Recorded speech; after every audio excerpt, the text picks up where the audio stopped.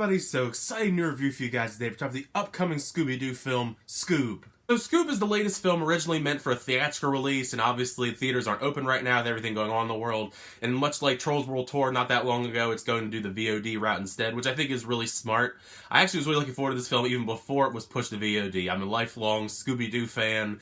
I mean, the trailers look pretty great. I mean, the voice cast was fine. We got these new celebrity voice casts for these characters, which I'm sure rubs some people the wrong way, but I was willing to give it a chance. It looked fun enough. So Scoob is about how Scooby and Shaggy first meet, and also how they join Fred, Velma, and Daphne to form Mystery Inc. And after hundreds of cases solved, Scooby and the gang face their biggest, most challenging mystery ever, a plot to unleash a ghost dog named Cerberus upon the world. A little bit of an origin story, but mainly a present-day adventure. I like that they didn't spend too much time on the origin of Scooby, Shaggy, and everybody.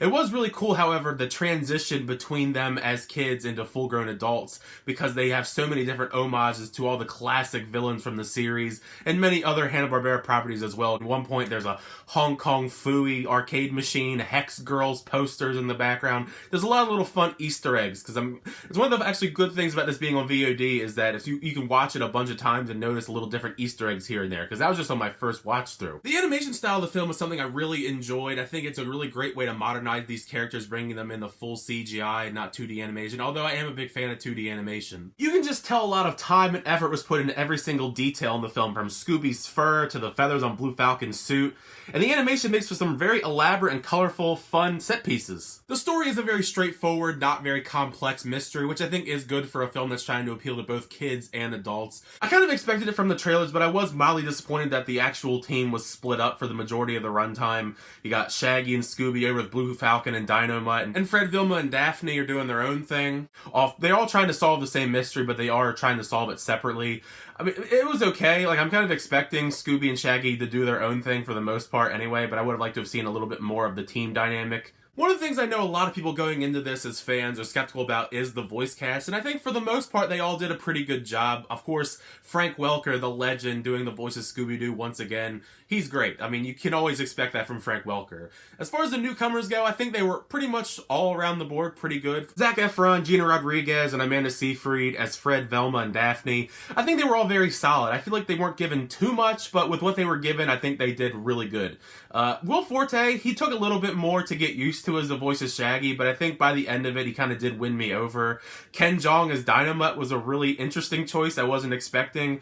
I think the one weak link for me as far as the general voice cast is Mark Wahlberg as Blue Falcon, and I guess it's not really too much Mark Wahlberg's fault, because it's just Mark Wahlberg being Mark Wahlberg. The way that they wrote Blue Falcon, they kind of just made him like a very dumb, incompetent character, which they do kind of try to explain due to the fact that this isn't the original Blue Falcon, it's the son of the Blue Falcon, but even still, he doesn't really have too much going on with his character. He does kind of have a teeny bit of an arc towards the very end of it, but it was probably the weakest as far, in my opinion, out of everybody in the voice cast. The humor in the film I thought was really good as well. There are some points where there are a little bit eye-rolling moments, but a lot of it is the classic Scooby-Doo type of humor, Scooby and Shaggy messing around, doing a lot of eating and all that crazy stuff that you're come to accustomed to with these characters. I think a lot of it does land. I think if you're a fan of those characters, you're still going to obviously enjoy those elements of the film. I think a lot of people knew going in that this was supposed to be kind of the potential beginning of a Hanna-Barbera cinematic universe,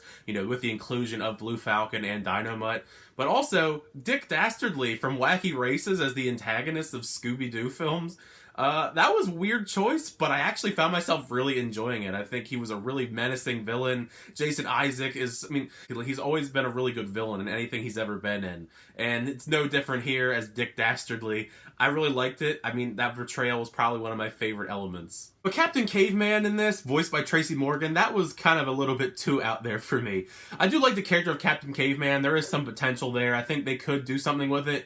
But his part in the movie kind of felt out there in the sense that it felt more like filler. Like, you could have probably cut Captain Caveman out of this movie entirely, and it wouldn't have really changed too much. It was just kind of like, hey, we have this character, so let's put him in the movie. Maybe we'll use him in a later installment in this cinematic universe. Other than his part in the movie, I thought the film was very well paced. It's only a little over 90 minutes minutes long with credits, so there's really not too much downtime. We're kind of going from set piece to set piece, and there's really no slogging points or no points that felt like it could have been taken out other than that Captain Caveman segment to me. I had a lot of fun with this movie. I mean, I've always been a big fan of Scooby-Doo. I think I could definitely see myself enjoying this on multiple rewatches, just seeing all the different Easter eggs from the Scooby-Doo franchise, Hanna-Barbera. I'm curious to see where they go with this cinematic universe, if there are potential sequels, or we get like a Blue Falcon Dynamite movie, or Captain Caveman movie, or so many of the other characters in the Hanna-Barbera that they could possibly use. I don't know, the options are endless. This is a really fun movie. I think if you're an adult that loves Scooby-Doo, or if you're a kid that likes Scooby-Doo, or just a kid that likes these kind of movies, I think you're going to have a fun time with it. But those are just my thoughts on Scoob. Make sure you leave a comment down below. What did you think of the film when you check it out? It's on VOD right now. Did you like it? Did you not like it? If you're a fan of the Scooby-Doo franchise, what did you think of the voice cast and of the possibilities of a cinematic universe of the Hanna-Barbera characters? Either way, let's get a discussion in the comments. You know, I talk all things movies here. Thank you as always for checking out my reviews. I really do appreciate it. Make sure you like, hit that subscribe button if you want to keep updated with reviews, show reactions, unboxings, and more. Until next time, I'll see you guys later.